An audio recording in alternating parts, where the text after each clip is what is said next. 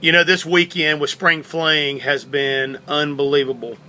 I'm not sure that I have ever been a part of something here at First Baptist Spartanburg where we've seen more volunteers that really got shoulder to shoulder with the cause.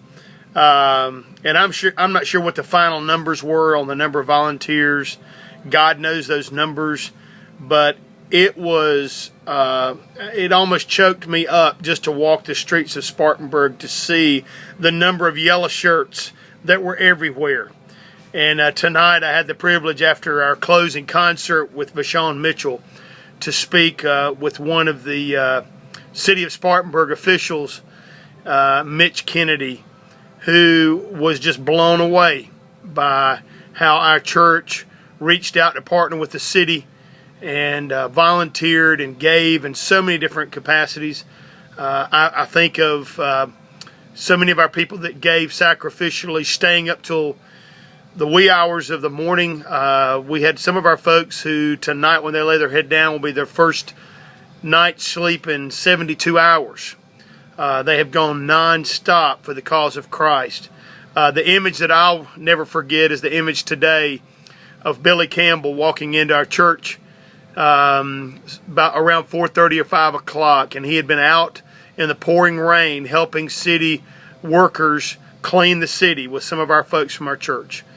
You know, God's called us to be the hands and feet of Jesus, and I really believe that this weekend we captured a vision of what that looks like. This is the beginning. This is where it starts. Our hearts have been softened to what can be. People were mobilized, and we liked what it felt like to stand shoulder to shoulder and to do the unusual, sharing the message of Christ to strangers at an intersection, to wrapping up thousands of hot dogs to hand out to as a free gift to the community. The wrapping of those sausage biscuits this morning that smelt like a brotherhood breakfast here at First Baptist. I'm telling you, it was incredible. All weekend we saw God do amazing things.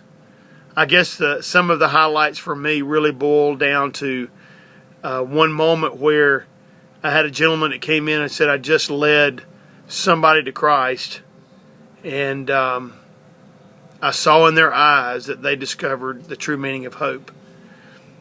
You know, we work together as a church to accomplish something for God to get the glory. And in the midst of a dark world, in the midst of a culture that is desperately searching for hope, for one weekend we saw something that we can impact a community. My prayer is that this is the beginning. This is the beginning of revival. This is the beginning of something that can only be explained away as the hand of God moving our church to change the landscape of this city, this county, and beyond with the message that will change the world.